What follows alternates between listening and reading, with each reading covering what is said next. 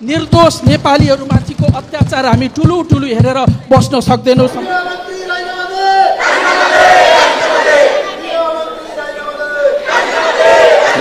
अब अनुसन्धान कर्मचारी माथि मात्रै होइन, गृहमन्त्री माथि पनि हुनुहुन्छ।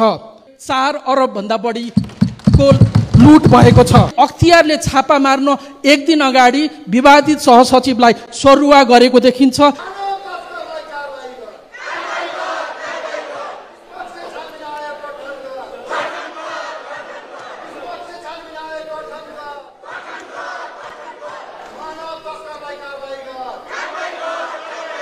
यो त म्यान पावरदेखि एयरलाइनसम्म, कर्मचारीदेखि मन्त्रीज्यूसम्मको सचिवालय जोडिएको छ।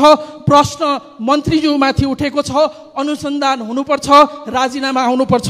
रवि लामिछानेलाई 3 महिना हिरासतमा राखेर अनुसन्धान गर्यो, तर सत्ता पक्षका सांसदलाई प्रहरीको कार्यकक्षमा बोलाई चिया खुवाएर पठाइएको छ। सम्माननीय सभामुख महोदय, यदि कुनै माननीय मन्त्रीजीमाथि प्रश्न उठ्यो, यदि राज्यको कुनै सक्षम निकायले अनुसन्धान गर्नु पर्यो भने त्यस्ता माननीय मन्त्रीजी मन्त्रीको पदमा रहन पाउनुहुन्न।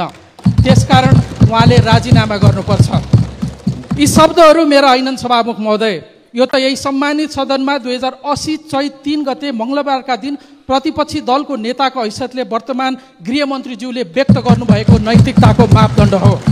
सभामुख महोदय, आज यहाँ उहाँले कोरेको त्यही लक्ष्मण रेखा, उहाँले स्थापित गरेको त्यही नैतिक धरातलमाथि गम्भीर प्रश्न खडा भएको छ। आज प्रश्न स्वयं गृहमन्त्रीज्यूमाथि उठेको छ कि उहाँले त्यति बेला प्रतिपादन गर्नुभएको सिद्धान्त आज उहाँलाई लागू हुन्छ कि हुँदैन। किनकि उहाँको गृह प्रशासनको नाकमुनि त्रिभुवन अन्तर्राष्ट्रिय विमानस्थलमा भिजिट भिजाको नाममा निर्दोष नेपाली युवाहरूलाई लुटेर करोडौँको अवैध असुलीको र्याकेट चलिरहेको छ। अझै डरलाग्दो कुरा त के छ भने विभिन्न सञ्चार माध्यमहरूले गृहमन्त्रीज्यूकै सचिवालयको प्रत्यक्ष संलग्नता रहेको समाचार लगातार प्रकाशित गरिरहेका छन्। समाचारमा आएको तथ्याङ्क मान्ने हो भने पछिल्लो 8 महिनामा मात्रै धन्दै 4 अरब भन्दा बढीको लुट भएको छ। यत्रो ठुलो खेल कुनै राजनीतिक संरक्षण बिना सम्भव छ कि छैन?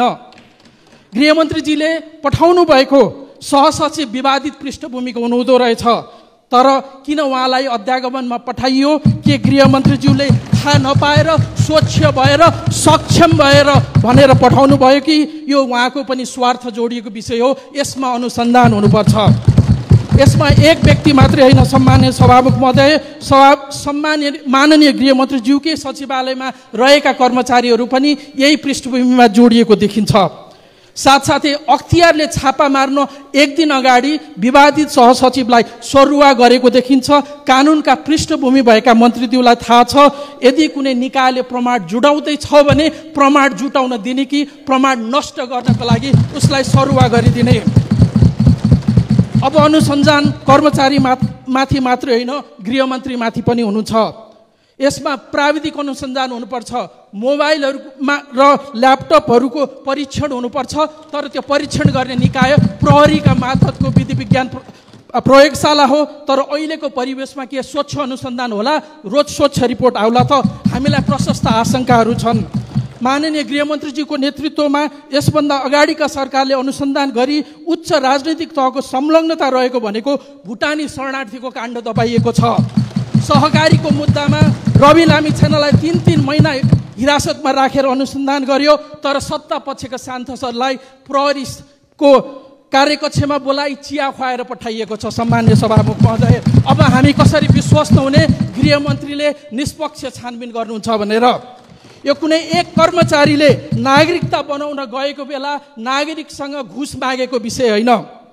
यो त म्यान पावरदेखि एयरलाइनसम्म, कर्मचारीदेखि मन्त्रीज्यूसम्मको सचिवालय जोडिएको छ। प्रश्न मन्त्रीज्यूमाथि उठेको छ। अनुसन्धान हुनुपर्छ, राजीनामा हुनुपर्छ। तर हामी राजीनामा मात्रै माग्दै छैनौँ, सङ्गठित ढङ्गले गरिएको यो भ्रष्टाचारको निष्पक्ष अनुसन्धान हुनुपर्छ। सङ्गठित अपराध र सम्पत्ति शुद्धिकरणसँग जोडिएर हेर्ने गरी छानबिन गर्न एक उच्च स्तरीय छानबिन आयोग नबनेसम्म संसद चल्न सक्दैन। निर्दोष नेपालीहरूमाथिको अत्याचार हामी ठुलो हेरेर बस्न सक्दैनौँ। सम्मान्य सभामुख महोदय, हामी संसदलाई अगाडि बढाउन सक्दैनौँ। धन्यवाद।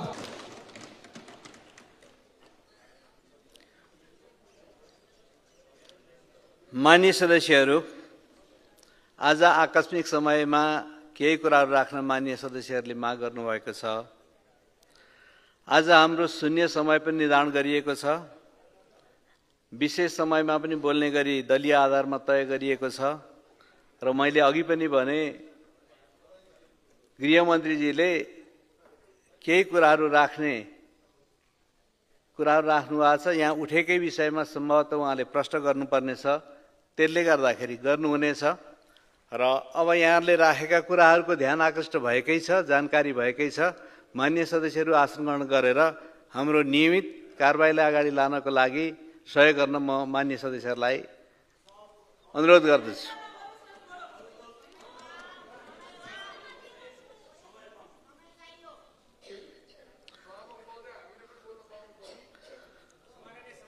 माननीय सदस्यहरू, सबैले बोलौं,